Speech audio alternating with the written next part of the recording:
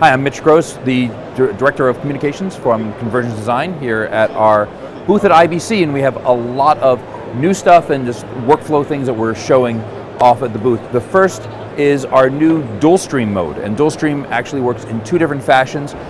One is for free, where you can take two HD video signals and you can send them into the Odyssey 7Q Plus, and you can view both of them at the same time as a picture-in-picture or side-by-side. You can use the waveform to actually have two waveforms and be able to compare the two images and do color adjustments to match them. And you can record one of them as ProRes while watching the two of them. Now, that's useful for if you're doing a two-camera shoot and just be able to see what the other camera is doing. Or you can have, many cameras will have two different outputs, one that's a clean signal and the other that is sort of a viewfinder monitoring signal with information on it. And it can be useful to view one of those, view the monitoring information as a big viewfinder, and yet be able to record the clean signal on your Odyssey in ProRes. That's included for no extra cost in our next firmware update.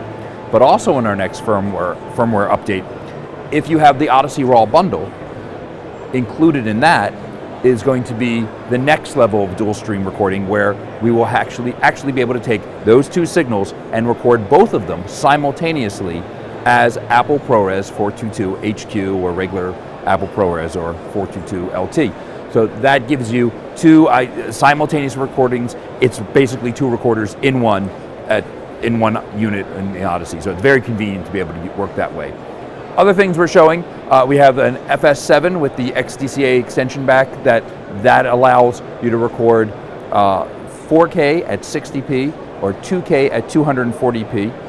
And we're doing those both in RAW as well as in Apple ProRes, where we take the raw signal, transform it into video, and then record it as Apple ProRes. And at 2K at 240 frames per second, that's the fastest HD resolution for ProRes in the world. Nothing else can record at 240 frames a second in Apple ProRes. So we're pretty proud of that one.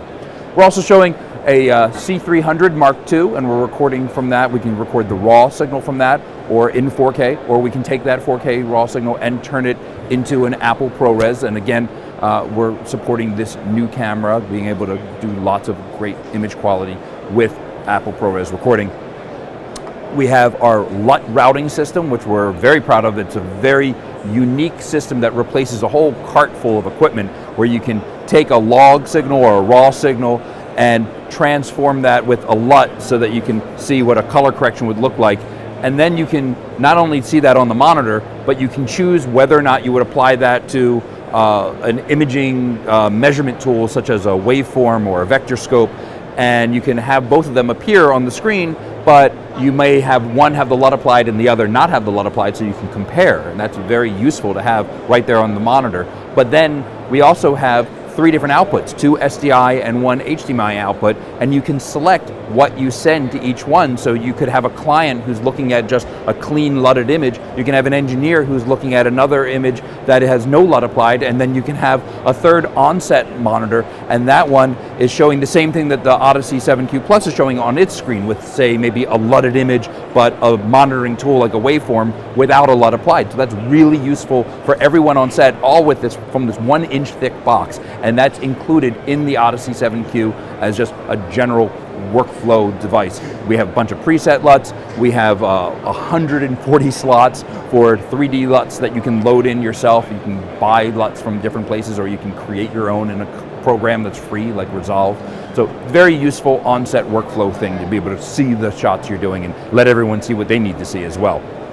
We also have anamorphic D-squeeze. So we're showing that on a GH4 with a brand new prototype lens from SLR Magic. It's a 2x squeeze. Now there's different anamorphic squeezes that are available. There's a 1.33, there's a 1.5, and there's 2x. We can not only show that D-squeeze, but if you're in a 16:9 HD signal, that's going to give you a really, really wide frame, 3.56:1.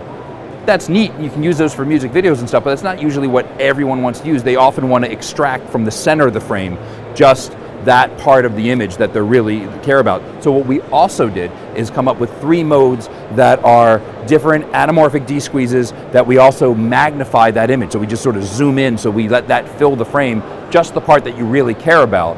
So now you can look at 2.67 or 2.39, which is your classic CinemaScope frame.